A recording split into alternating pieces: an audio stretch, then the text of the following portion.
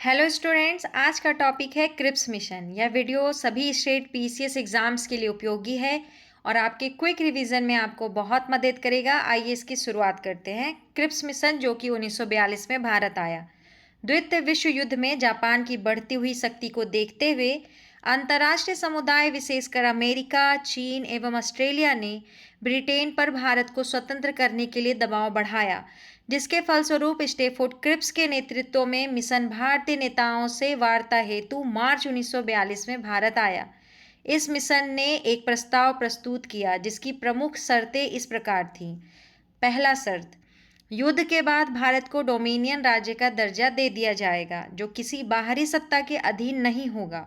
दूसरा शर्त, भारतीयों को अपना संविधान निर्मित करने का अधिकार दिया जाएगा, जिसके लिए युद्ध के बाद एक संविधान निर्मात्री परिषद बनेगी जिसमें ब्रिटिश भारत के प्रांतों के निर्वाचित सदस्य और देसी रजवाड़ों के प्रतिनिधि शामिल होंगे।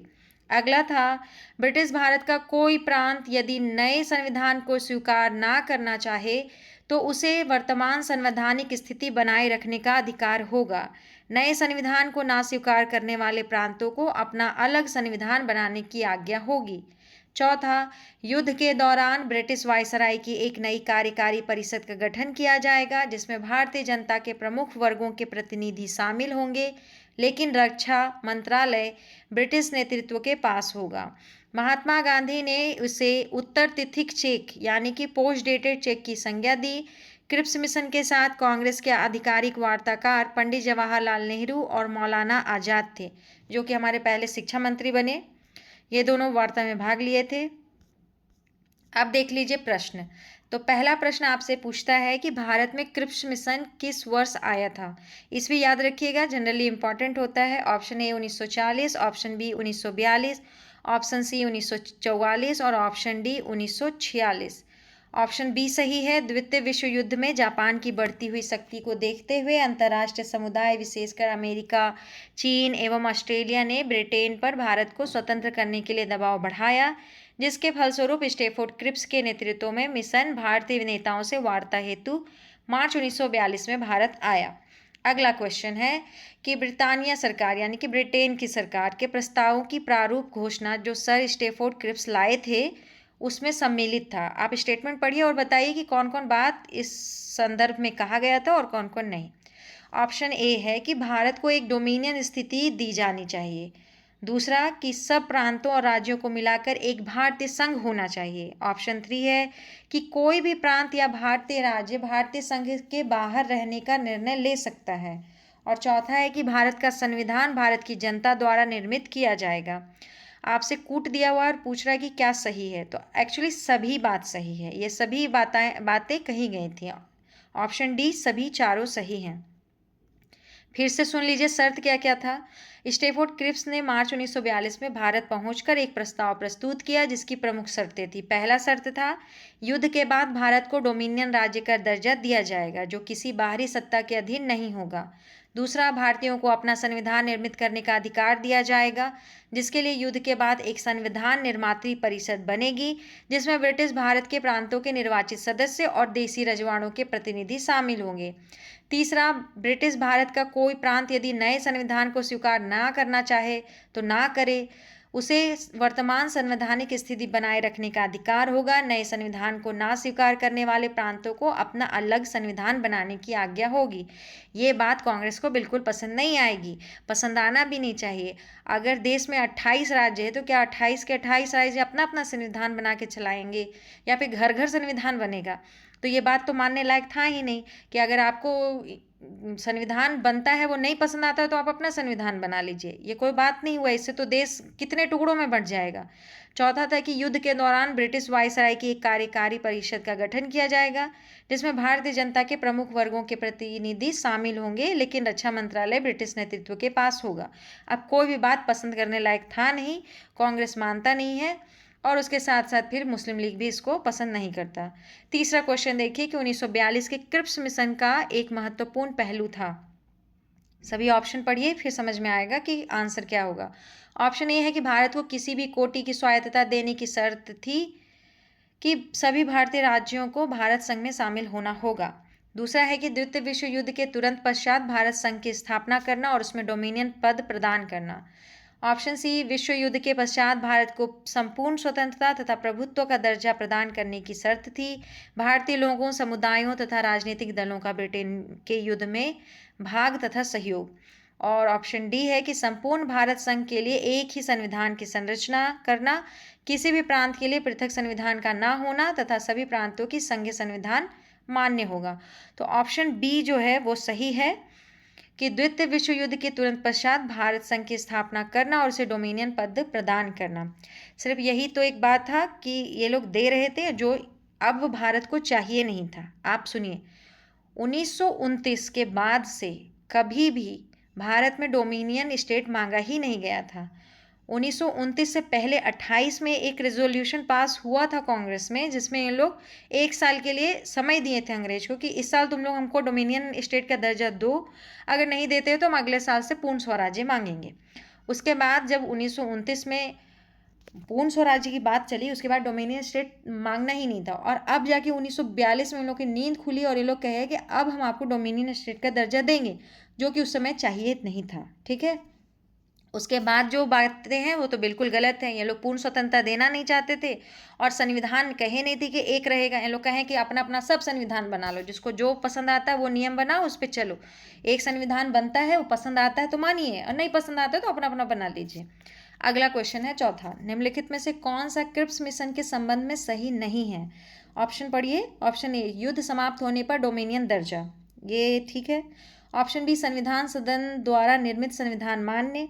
ऑप्शन सी, नई कार्य परिषद की नियुक्ति जिसमें हिंदुओं एवं मुसलमानों का समान प्रतिनिधित्व, तो ये बात गलत है। बी भी सही है लेकिन सी गलत है।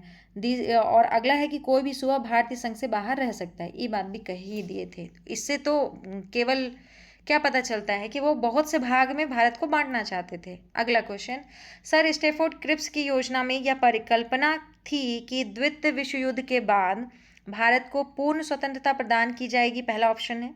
दूसरा है कि स्वतंत्रता प्रदान करने के पहले भारत को 2 भागों में विभाजित कर दिया जाएगा। अभी तक विभाजन का कोई साफ मैप नहीं तैयार हुआ है अभी तक, ठीक है, इस बात को ध्यान रखिएगा। अगला है कि भारत को इस शर्त के साथ गणतंत्र बना देना चाहिए कि वह राष्ट्रमंडल में शामिल होगा। और ऑप्शन डी कि भारत को डोमिनियन स्टेट दे देना चाहिए। तो सिर्फ यही सही है, ऑप्शन डी कि डोमिनियन स्टेट दे देना चाहिए। देखिए, इन लोग वादा अभी भी जो कर रहे हैं ना, वो भी वादा कर रहे हैं कि ठीक है आप लोग हमको, युद्ध चल रहा है, मदद कीजिए, हम हार रहे हैं। जापान भारत के दूसरी छोर पे खड़ा था क्योंकि रंगून तक तो जीत लिया था, वहाँ तक आ गया था जापान। तो ये लोग अब कह रहे कि आप हमको मदद कीजिए और जब हम जीत जाएंगे तो हम आपको आगे क्या करेंगे, डोमिनियन स्टेट का दर्जा दे देंगे। कार्यकारिणी परिषद जो वायसराय की होगी उसमें हम मेंबर्स आपके बढ़ा देंगे। लेकिन बात ऐसा नहीं है। पहले तो इन लोगों पे भरोसा नहीं किया जा सकता, क्योंकि प्रथम विश्व युद्ध में महात्मा गांधी बहुत लोगों को क्या कराए, जा करके बोले सेना में चले जाने के लिए, और सब सेना में गए भी उनकी बातें सुन करके। उसके बाद प्रथम विश्व युद्ध ये ब्रिटेन जीत गया। कहा था कि जब हम विश्व युद्ध जीत जाएंगे तो हम आपके लिए अच्छा अच्छा रूल लेके आएंगे, और अच्छा अच्छा रूल में वो क्या लेके आया, रॉलेट एक्ट ला के दिया। और उसके बाद हम लोग को जलियांवाला बाग हत्याकांड देखना पड़ गया। इसलिए इन अंग्रेजों पर भरोसा किया नहीं जा सकता था। ये अभी कह रहे थे कि हम आपको विश्व युद्ध जीतने के बाद हम आपकी बहुत सी बातों को मान लेंगे, लेकिन इसका कोई आधार नहीं था कि वो मान ही जाए। ना माने तो फिर क्या करे। अगला क्वेश्चन देखिए कि किसके दृष्टि में क्रिप्स प्रस्ताव एक टूटते हुए बैंक के नाम का एक उत्तर दिनांकित चेक है? ये बात कौन कहे थे? तो ये महात्मा गांधी कहते हैं। बहुत बार ये क्वेश्चन पूछा भी गया है और बहुत फेमस है। Post dated cheque upon a crashing bank, दर्ज नाम जो ये सेंटेंस यूज़ किए थे वो महात्मा गांधी किए थे। क्योंकि देखिए, क्रिप्स प्रस्ताव आया है और सब बातों में कह रहे हैं कि ठीक है हम आपको देंगे, हमको ऐसा है कि युद्ध जीतने दीजिए, हम आपको डोमिनियन स्टेट का दर्जा देंगे, हमको जीतने दीजिए, हम आपके संविधान का निर्मात्री जो परिषद होगा उसका रचना करा देंगे। तो जो भी है ये कह रहे कि अभी नहीं करेंगे, ये अस्पष्ट है, ये हम आपको बाद में करके देंगे, ठीक है। तो इसलिए ये लोग कहें कि ये पोस्ट डेटेड चेक है, मतलब चेक ऐसा जिसमें तारीख बहुत आगे की लिखी हुई है। और ये बैंक बहुत जल्दी क्या हो जाएगा, बहुत ही जल्दी ये दिवालिया घोषित हो जाएगा, और चेक दिया है हमको बहुत आगे का डेट का, तो उस चेक का कोई फ़ायदा है नहीं। आगे चलिए अगला क्वेश्चन देखते हैं। रंगून पर जापानी सेनाओं का अधिकार हो जाने पर अमेरिका के दबाव में ब्रिटिश सरकार ने ब्रिटिश मंत्रिमंडल के एक सदस्य सर स्टैफोर्ड क्रिप्स को भारत भेजने का निर्णय लिया। ताकि भारतीय नेताओं के साथ बातचीत करके कोई समाधान ढूंढा जाए। द्वितीय विश्व युद्ध से उपजी विषम परिस्थितियों में भारतीय समर्थन हासिल करने के लिए क्रिप्स भारत में 3 सप्ताह रहे, मार्च से अप्रैल 1942 तक, और भारतीय नेताओं के साथ विचार विमर्श करके उन्होंने प्रारूप घोषणा के रूप में अपने प्रस्तावों की घोषणा की। महात्मा गांधी ने इसे टूटते हुए बैंक के नाम का एक उत्तर तिथिक चेक की संज्ञा दी है। अगला क्वेश्चन, निम्नलिखित कथनों पर विचार कीजिए। क्रिप्स प्रस्ताव में प्रावधान सम्मिलित हैं। पहला, भारत की पूर्ण स्वतंत्रता के लिए नहीं। पूर्ण स्वतंत्रता की तो बात ही नहीं कर रहे हैं, सेना बाहर खड़ी है लेकिन अभी भी ये लोग क्या कर रहे हैं, पॉलिटिक्स कर रहे हैं, पूर्ण स्वतंत्रता की बात कर ही नहीं रहे हैं। दूसरा, संविधान निर्मात्री निकाय की रचना के लिए। आपसे कह रहे हैं कि कौन सा कथन सही है बताइए। तो पहला तो हम लोग देख लेंगे सही नहीं है, दूसरा सही है, तो ऑप्शन बी।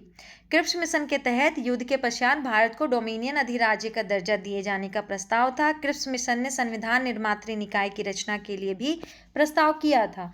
यह संस्था भविष्य में ब्रिटिश राष्ट्रमंडल से पृथक होने अर्थात भारत की पूर्ण स्वतंत्रता के लिए प्रस्ताव कर सकती थी। इस प्रकार केवल कथन 2 सत्य है। अगला क्वेश्चन, निम्नलिखित प्रधानमंत्रियों में से किसने भारत में क्रिप्स मिशन भेजा था? Option A, James Ramsay MacDonald. Option B, Stanley Baldwin. Option C, Neville Chamberlain. और ऑप्शन डी, विंस्टन चर्चिल। तो इसका सही आंसर विंस्टन चर्चिल है। जब दूसरा विश्व युद्ध चल रहा था तब विंस्टन चर्चिल ही वहाँ के प्रधानमंत्री थे और क्रिप्स मिशन यही भेजे थे। इनको पूरा वर्ल्ड से बहुत दबाव था इसलिए ये भेजे थे, नहीं तो ये आदमी बहुत अच्छे नहीं थे। ये इंडिया को तो बिल्कुल पसंद नहीं करते थे, गांधी जी को बिल्कुल पसंद नहीं करते थे, भारत की आज़ादी के पक्ष में बिल्कुल भी नहीं थे। ये बोले भी थे कि हम बैठे नहीं हैं यहाँ पे भारत को आज़ाद करने के लिए, यानी कि वो प्रधानमंत्री इसलिए नहीं बने हैं कि हम भारत को आज़ाद कर दें। इस टाइप का स्टेटमेंट इनका रहता था। गांधी जी को अर्धनंग फ़कीर भी यही कहे थे, इसलिए ये भारत को लेकर के इनका कुछ अच्छा नज़रिया था नहीं। तो ये क्रिप्स मिशन को भेजे भी थे तो बहुत ही लिमिटेड बातों के साथ, मतलब वो अपने मन से बहुत ज़्यादा काम नहीं कर सकते थे। स्टेफोर्ड क्रिप्स, उनको हिदायत था कि जितना बात बोले हैं उतना मनवाओ, और मानता है तो ठीक है, नहीं तो फिर तुम वापस चले आना। ठीक है। तो द्वितीय विश्व युद्ध में भारत की भागीदारी और मदद मांगने के लिए मार्च 1942 में ब्रिटेन के प्रधानमंत्री विंस्टन चर्चिल की सरकार में मंत्री सर स्टेफोर्ड क्रिप्स के नेतृत्व में क्रिप्स मिशन भारत आया था। और ये चाहते बिल्कुल भी नहीं थे, बस वर्ल्ड को दिखाने के लिए कि हाँ हम कोशिश कर रहे हैं, इसके लिए क्रिप्स मिशन भारत भेजे थे। क्योंकि जिस तरह का ये शर्त लेकर के आए थे वो मानने जैसा कोई शर्त था ही नहीं। अगला क्वेश्चन है, निम्नलिखित में से कौन क्रिप्स मिशन के साथ कांग्रेस के आधिकारिक वार्ताकार रहे थे? ये इंपॉर्टेंट क्वेश्चन है, इसको याद रखिएगा। क्रिप्स मिशन के साथ आधिकारिक तौर पर जो वार्ताकार थे वो ऑप्शन सी, पंडित जवाहरलाल नेहरू और मौलाना आज़ाद से ही है। कितना नंबर क्वेश्चन हुआ? 9th हुआ। अगला एक और क्वेश्चन है, क्रिप्स मिशन के साथ कांग्रेस के आधिकारिक वार्ताकार पंडित जवाहरलाल नेहरू एवं मौलाना आज़ाद थे। मौलाना अबुल कलाम आज़ाद, हाँ पूरा, मौलाना अबुल कलाम आज़ाद हम लोग के पहले शिक्षा मंत्री थे। 10वां क्वेश्चन, निम्नलिखित में से किसने गांधी जी के आंदोलनों को राजनीतिक फिरौती कहा है? Option A, Chelmsford. Option B, Wavell. Option C, Linlithgow. Option D, Montagu Chelmsford. तो सी सही है, लिनलिथगो। लॉर्ड लिनलिथगो ने गांधी जी के आंदोलनों को राजनीतिक फिरौती कहा। वाइसराय और गवर्नर जनरल लॉर्ड लिनलिथगो का कार्यकाल भारत में सबसे लंबा था। इनका कार्यकाल भारत में वर्ष 1936 से 1943 तक रहा। भारत छोड़ो आंदोलन इन्हीं के कार्यकाल में महात्मा गांधी द्वारा चलाया गया था। ठीक है, इस तरह से चैप्टर खत्म होता है। कल हम लोग इसके पिछले वीडियो में व्यक्तिगत सत्याग्रह के बारे में जाने थे। देखिए, व्यक्तिगत सत्याग्रह अगस्त प्रस्ताव के बाद शुरू हुआ था। ठीक है, उसके बाद आएगा क्रिप्स मिशन, और क्रिप्स मिशन नहीं पसंद करने के चलते लोग यहाँ से नकार देंगे, तब गांधी जी लेकर के आएंगे 1942 में भारत छोड़ो आंदोलन। तो आप कंफ्यूज मत होइएगा, अगस्त प्रस्ताव अलग है और क्रिप्स मिशन अलग है। अगस्त प्रस्ताव जो है वो वाइसराय लेकर के आए हैं, लिनलिथगो, और इसको लेकर के जो क्रिप्स मिशन है उसको स्टेफोर्ड क्रिप्स लेकर के आए हैं। देखिए, दोनों में जो बातें थी ना, शर्तें थी, बहुत सिमिलर ही लगभग थी। क्योंकि अगस्त प्रस्ताव पहले आया था तो ये लोग कम रियायत दे करके बात मनवाना चाहते थे, जब नहीं माने वो चला गया। तो उसके बाद जब रिफॉर्म होकर आया तो एक तरह से आप कह सकते हैं क्रिप्स मिशन जो था वो थोड़ा बहुत उसका रिफॉर्म होकर के आया था। किसका? अगस्त प्रस्ताव का। ठीक है, तो अगस्त प्रस्ताव 1940 में आया। उसके बाद ये लोग व्यक्तिगत सत्याग्रह किए जो कि टाइम पास था और कुछ भी नहीं।